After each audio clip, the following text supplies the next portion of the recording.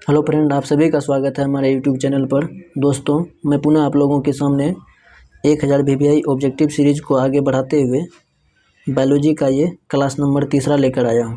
इससे पहले हम लोग बायोलॉजी का 2 क्लास कर चुके हैं, जिसका कि प्लेलिस्ट बना हुआ। यदि आप लोग उस वीडियो को नहीं देखे हैं तो कृपया जा कर के देख लें।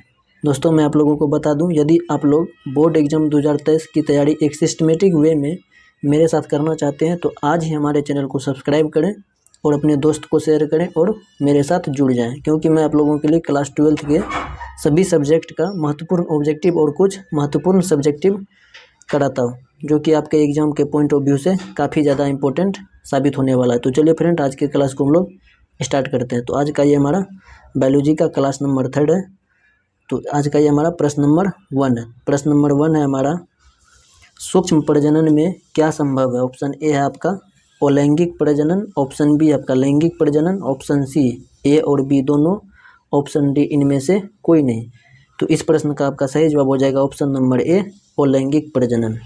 यानी कि सूक्ष्म प्रजनन में अलैंगिक प्रजनन का होना संभावित है, यानी कि संभव है। तो चलिए फ्रेंड, हम लोग अगले प्रश्न नंबर 2 को देखते हैं। प्रश्न नंबर 2 हमारा, निम्नलिखित किसमें पादप काय अगुणित होता है? ऑप्शन ए आपका शैवाल, ऑप्शन बी कवक, option C bryophytes, option D इनमें से सभी। तो इस प्रश्न का आपका सही जवाब हो जाएगा ऑप्शन नंबर डी, इनमें से सभी। यानी कि पादप काय अगुणित ये सभी होते हैं। शैवाल भी आपका पादप काय अगुणित होता है, कवक भी, ब्रायोफाइट्स भी। तो चलिए फ्रेंड, हम लोग अगले प्रश्न की ओर बढ़ते हैं। प्रश्न नंबर 3 है हमारा, स्तनधारी के शुक्राणु के मध्य भाग में क्या पाया जाता है? ऑप्शन ए केंद्रक, ऑप्शन बी रसधानी, option C mitochondria, option D centriole. तो इस प्रश्न का आपका सही जवाब हो जाएगा ऑप्शन नंबर सी, माइटोकॉन्ड्रिया। यानी कि स्तनधारी के शुक्राणु के मध्य में माइटोकॉन्ड्रिया पाया जाता है। तो चलिए फ्रेंड, हम लोग अगले प्रश्न नंबर 4 की ओर बढ़ते हैं। तो प्रश्न नंबर 4 है हमारा, मनुष्यों के युग्मकों में गुणसूत्रों की संख्या कितनी होती है? ऑप्शन ए आपका 21, option B 23, option C 44, option D 46।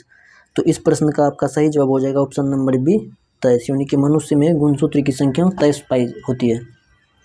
तो चलिए फ्रेंड, हम लोग अगले प्रश्न नंबर 5 की ओर बढ़ते हैं। प्रश्न नंबर 5 है हमारा, इनमें से कौन कायिक प्रवर्धन नहीं है? ऑप्शन ए आपका प्रकंद, ऑप्शन बी चूसक शाखा, ऑप्शन डी चल बीजाणु। तो इस प्रश्न का आपका सही जवाब हो जाएगा ऑप्शन नंबर डी, चल बीजाणु। यानी कि चल बीजाणु में कायिक प्रवर्धन नहीं है। तो चलिए फ्रेंड, हम लोग अगले प्रश्न नंबर 6 की ओर बढ़ते हैं। प्रश्न नंबर 6 हमारा, इनमें से कौन सा फल कूट फल है? ऑप्शन ए आपका आम, ऑप्शन बी नींबू, ऑप्शन सी धान, ऑप्शन डी सेब। तो इस प्रश्न का आपका सही जवाब हो जाएगा ऑप्शन नंबर डी, सेब। यानी कि सेब को कूट फल भी कहा जाता है। तो चलिए फ्रेंड, हम लोग अगले प्रश्न नंबर 7 को देखते हैं। प्रश्न नंबर 7 है हमारा, निम्न में से कौन एक लिंगी है? ऑप्शन ए आपका सरसों, ऑप्शन बी गुड़हल, ऑप्शन सी पपीता, ऑप्शन डी इनमें से कोई नहीं। तो इस प्रश्न का आपका सही जवाब हो जाएगा ऑप्शन नंबर सी, पपीता। यानी कि पपीता एक लिंगी है। तो चलिए फ्रेंड, हम लोग अगले प्रश्न नंबर 8 की ओर बढ़ते हैं। प्रश्न नंबर 8 है हमारा, इंटोमोफिली नामक परागण किसके द्वारा होता है? ऑप्शन ए आपका चिड़िया, ऑप्शन बी चमगादड़, ऑप्शन सी हवा, ऑप्शन डी कीड़ा। तो इस प्रश्न का आपका सही जवाब हो जाएगा ऑप्शन नंबर डी, कीड़ा। यानी कि इंटोमोफिली नामक जो परागण है वो कीड़ा के द्वारा होता है। तो चलिए फ्रेंड, हम लोग अगले प्रश्न नंबर 9 को देखते हैं। प्रश्न नंबर 9 है हमारा, प्रत्येक पादप कोशिका से पूर्ण पौधा बन सकता है, इस गुण को कहते हैं? ऑप्शन ए आपका cloning, option B somaclonal, इनमें से सभी। तो इस प्रश्न का आपका सही जवाब हो जाएगा ऑप्शन नंबर सी, टोटिपोटेंसी। तो चलिए फ्रेंड, हम लोग अगले प्रश्न नंबर 10 को देखते हैं। प्रश्न नंबर 10 है हमारा, निषेचन क्या है? ऑप्शन ए अंडा तथा नर न्यूक्लियस का संयोजन, ऑप्शन बी अंड तथा सेकेंडरी न्यूक्लियस का संयोजन, ऑप्शन सी अंडा तथा सिनर्जी का संयोजन, ऑप्शन डी उपयुक्त में से कोई नहीं। तो इस प्रश्न का आपका सही जवाब हो जाएगा ऑप्शन नंबर ए, अंडा तथा नर न्यूक्लियस का संयोजन। यानी कि अंडा तथा नर न्यूक्लियस का संयोजन ही आपका निषेचन कहलाता है। तो चलिए फ्रेंड, हम लोग अगले प्रश्न नंबर 11 को देखते हैं। प्रश्न नंबर 11 हमारा, इनमें से कौन जंतु कोशिका में नहीं पाया जाता है? ऑप्शन ए आपका chloroplast, option B mitochondria, option C ribosome, option D Golgi bodies, option D Golgi bodies. तो इस प्रश्न का आपका सही जवाब हो जाएगा ऑप्शन नंबर ए, क्लोरोप्लास्ट। तो चलिए फ्रेंड हम लोग अगले प्रश्न नंबर 12 को देखते हैं। प्रश्न नंबर 12 हमारा, इनमें से कौन पौधा जलोद्भिद है? ऑप्शन ए आपका सिंघाड़ा, ऑप्शन बी नागफनी, ऑप्शन डी सी शीशम, ऑप्शन डी एकेसिया। तो इस प्रश्न का आपका सही जवाब हो जाएगा ऑप्शन नंबर ए, सिंघाड़ा। यानी कि सिंघाड़ा नामक जो पौधा है वो जलोद्भिद है। तो चलिए फ्रेंड हम लोग अगले प्रश्न नंबर 13 को देखते हैं। प्रश्न नंबर 13 है हमारा, किस जनन परत से रक्त तथा परिवहन तंत्र का उद्भव होता है? ऑप्शन ए आपका ectoderm, option B mesoderm, option C endoderm, option D इनमें से कोई नहीं। तो इस प्रश्न का आपका सही जवाब हो जाएगा ऑप्शन नंबर बी, मीजोडर्म। चलिए फ्रेंड हम लोग अगले प्रश्न नंबर 14 को देखते हैं। प्रश्न नंबर 14 हमारा, निम्नलिखित में कौन द्विगुणित संरचना है? ऑप्शन ए आपका शुक्राणु, ऑप्शन बी अंडाणु, ऑप्शन सी युग्मनज, ऑप्शन डी भ्रूणपोष। तो इस प्रश्न का आपका सही जवाब हो जाएगा ऑप्शन नंबर सी, युग्मनज। चलिए फ्रेंड हम लोग अगले प्रश्न नंबर 15 को देखते हैं। प्रश्न नंबर 15 हमारा, मादा में मुख्य गर्भ निरोधक किसे रोकती है? ऑप्शन ए आपका अंडोत्सर्ग, ऑप्शन बी निषेचन, ऑप्शन सी रोपर्ण, ऑप्शन डी योनि में शुक्राणु का प्रवेश। तो इस प्रश्न का आपका सही जवाब हो जाएगा ऑप्शन नंबर ए, अंडोत्सर्ग।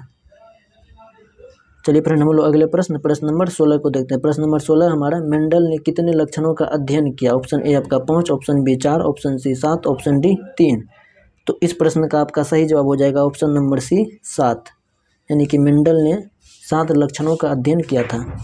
चलिए फ्रेंड हम लोग अगले प्रश्न नंबर 17 को देखते हैं। प्रश्न नंबर 17 हमारा, प्रथम अनुवांशिकी आनुवंशिकी के पिता थे? ऑप्शन ए आपका de Vries, option B Mendel, option C Darwin, option D Morgan. तो इस प्रश्न का आपका सही जवाब हो जाएगा ऑप्शन नंबर बी, मेंडल। चलिए फ्रेंड हम लोग अगले प्रश्न नंबर 18 को देखते हैं। प्रश्न नंबर 18 हमारा, टर्नर सिंड्रोम में कितने गुणसूत्र होंगे? Option A 45, option B 46, option C 43, option D इनमें से कोई नहीं। तो इस प्रश्न का आपका सही जवाब हो जाएगा ऑप्शन नंबर ए, 45। यानी कि टर्नर सिंड्रोम में 45 गुणसूत्र। ऑप्शन सी बहुजीवी वंशीगत का नियम, ऑप्शन डी स्वतंत्र अपव्यूहन का नियम। तो इस प्रश्न का आपका सही जवाब हो जाएगा ऑप्शन नंबर डी, स्वतंत्र अपव्यूहन का नियम। तो चलिए फ्रेंड हम लोग अगले प्रश्न नंबर 20 को देखते हैं। प्रश्न नंबर 20 है हमारा, अनुवांशिकी शब्द किससे प्रश्न नंबर 20 है हमारा, अनुवांशिकी शब्द किसने प्रस्तावित? प्रश्न का आपका सही जवाब हो जाएगा ऑप्शन नंबर सी, बेटसन। यानी कि अनुवांशिकी शब्द का प्रस्तावना बेटसन ने दिया था। चलिए फ्रेंड हम लोग अगले प्रश्न नंबर 21 को देखते हैं। प्रश्न नंबर 21 है हमारा, कानों पर बाल की बहुलता का जीन पाया जाता है? ऑप्शन ए एक्स क्रोमोसोम पर, ऑप्शन बी वाई क्रोमोसोम पर, ऑप्शन सी लिंग निर्धारणीय क्रोमोसोम पर, ऑप्शन बी ओलिंग क्रोमोसोम पर। तो इस प्रश्न का आपका सही जवाब हो जाएगा option number B, Y chromosome पर। चलिए फ्रेंड हम लोग अगले प्रश्न नंबर 22 को देखते हैं। प्रश्न नंबर 22 है हमारा, अर्जित गुणों के वंशागति का सिद्धांत किनके द्वारा किया गया? Option A Darwin, option B Lamarck, option C de Vries, option D Haeckel. तो इस प्रश्न का आपका सही जवाब हो जाएगा ऑप्शन नंबर बी, लेमार्क। प्रश्न नंबर 23 की ओर बढ़ते हैं। प्रश्न नंबर 23 है हमारा, बाहरी डीएनए को मेजबान कोशिका में लाने हेतु किसका उपयोग कर सकते हैं? ऑप्शन ए आपका gene gun, option B micropipette, option C A और बी दोनों, ऑप्शन डी इनमें से कोई नहीं। तो इस प्रश्न का आपका सही जवाब हो जाएगा option number A, gene gun. चलिए फ्रेंड हम लोग अगले प्रश्न नंबर 24 को देखते हैं। प्रश्न नंबर 24 है हमारा, निम्न में AUG एवं GUG, ऑप्शन सी UAA एवं UAG, ऑप्शन डी UAA एवं UGA। तो इस प्रश्न का आपका सही जवाब हो जाएगा ऑप्शन नंबर बी, AUG एवं GUG। तो चलिए फ्रेंड हम लोग अगले प्रश्न नंबर 25 की ओर बढ़ते हैं। प्रश्न नंबर 25 है हमारा, डीएनए से आरएनए की भिन्नता है? ऑप्शन ए फॉस्फेट रहने में, ऑप्शन बी राइबोज रहने में, ऑप्शन सी डीऑक्सी राइबोज रहने में, ऑप्शन डी साइटोसिन रहने में। तो इस प्रश्न का आपका सही जवाब हो जाएगा option number C, deoxyribose रहने में। तो चलिए फ्रेंड हम लोग अगले प्रश्न नंबर 26 को देखते हैं। प्रश्न नंबर 26 है हमारा, इनमें से कौन सा नाइट्रोजन बेस आरएनए में नहीं पाया जाता है? ऑप्शन ए आपका थाइमिन, ऑप्शन बी आपका साइटोसिन, ऑप्शन सी आपका गुआनिन, ऑप्शन डी एडेनिन। तो इस प्रश्न का आपका सही जवाब हो जाएगा ऑप्शन नंबर ए थाइमिन। चलिए फ्रेंड हम लोग अगले प्रश्न नंबर 27 को देखते हैं। प्रश्न नंबर 27 है हमारा, ओपेरोन मॉडल क्या प्रदर्शित करता है? ऑप्शन ए आपका जीन का सिंथेसिस, ऑप्शन बी जीन का एक्सप्रेशन, ऑप्शन सी जीन का रेगुलेशन, ऑप्शन डी जीन का फंक्शन। तो इस प्रश्न का आपका सही जवाब हो जाएगा ऑप्शन नंबर सी जीन का रेगुलेशन। तो चलिए फ्रेंड हम लोग अगले प्रश्न नंबर 28 को देखते हैं। प्रश्न नंबर 28 है हमारा, इनमें से कौन सा नाइट्रोजिनस बेस डीएनए में नहीं हो? साइटोसिन। तो इस प्रश्न का आपका सही जवाब हो जाएगा ऑप्शन नंबर बी यूरासिल। तो चलिए फ्रेंड हम लोग अगले प्रश्न नंबर 29 को देखते हैं। प्रश्न नंबर 29 है हमारा, सैटेलाइट डीएनए निम्नलिखित में से किसका एक उपयोगी साधन है? ऑप्शन ए आपका लिंग निर्धारण का, ऑप्शन बी विधि विज्ञान का, ऑप्शन सी जीन प्रौद्योगिकी का, ऑप्शन डी अंग प्रत्यारोपण का। तो इस प्रश्न का आपका सही जवाब हो जाएगा ऑप्शन नंबर सी जीन प्रौद्योगिकी का। तो चलिए फ्रेंड हम लोग अगले प्रश्न नंबर 30 को देखते हैं। प्रश्न नंबर 30 है हमारा, किसी डीएनए में कूट GAC का प्रतिकूट क्या होगा? ऑप्शन ए आपका CTG, option B CUG, option C A तथा बी दोनों, ऑप्शन डी CAG। तो इस प्रश्न का आपका सही जवाब हो जाएगा ऑप्शन नंबर बी CUG। तो चलिए फ्रेंड हम लोग अगले प्रश्न नंबर 31 को देखते हैं। प्रश्न नंबर 31 है हमारा, जैव रिएक्टर अनुकूलतम परिस्थिति में क्या निर्माण करता है? ऑप्शन ए आपका उत्पादक, ऑप्शन बी जीव, ऑप्शन सी माध्यम, ऑप्शन डी ये सभी। तो इस प्रश्न का आपका सही जवाब हो जाएगा ऑप्शन नंबर डी ये सभी, यानी कि जैव रिएक्टर अनुकूलतम परिस्थिति में उत्पादक, जीव और माध्यम तीनों का निर्माण करता है। तो चलिए फ्रेंड हम लोग अगले प्रश्न नंबर 32 को देखते हैं। प्रश्न नंबर 32 है हमारा, पक्षियों तथा तितली का डैना कैसा अंग है? ऑप्शन ए आपका एटाविस्टिक अंग, ऑप्शन बी अवशेषी अंग, ऑप्शन सी समजात अंग, ऑप्शन डी असमजात अंग।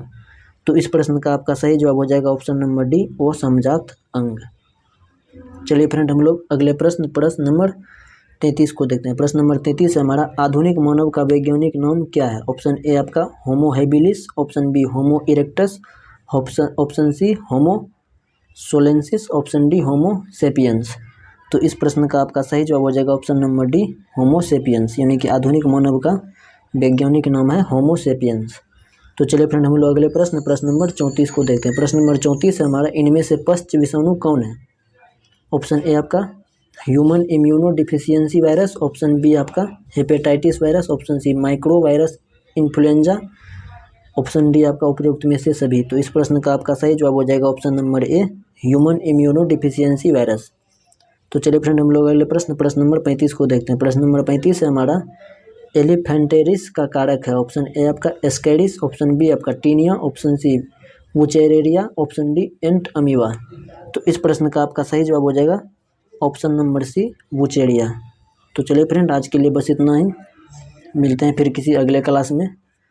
तो दोस्तों मैं आप लोगों को बता दूं, यदि आप लोग इस चैनल पर नए जुड़े हैं तो कृपया चैनल को सब्सक्राइब कर लें, क्योंकि मैं आप लोगों के लिए बोर्ड एग्ज़ाम 2023 की तैयारी के लिए क्लास 12 के सभी सब्जेक्ट का 1000 ऑब्जेक्टिव का एक सीरीज चला रहा हूँ, जो कि ये हमारा आज का बायोलॉजी का तीसरा नंबर क्लास था। इससे पहले 2 क्लास किए थे। हर एक क्लास में हम लोग 35 ऑब्जेक्टिव करते हैं। तो दोस्तों यदि आप लोग बोर्ड एग्ज़ाम 2023 की बेहतर तैयारी करना चाहते हैं तो आज ही हमारे चैनल को सब्सक्राइब करें और हमारे साथ जुड़ जाएं, क्योंकि मैं आप लोगों के लिए क्लास 12 के सभी सब्जेक्ट का VVI ऑब्जेक्टिव और कुछ सब्जेक्टिव प्रश्न लेकर आता हूं, जो कि आपके एग्ज़ाम के पॉइंट ऑफ व्यू से काफ़ी ज़्यादा इम्पोर्टेंट साबित होने वाला है। तो चलिए फ्रेंड आज के लिए बस इतना ही, मिलते हैं फिर किसी अगले क्लास में। धन्यवाद।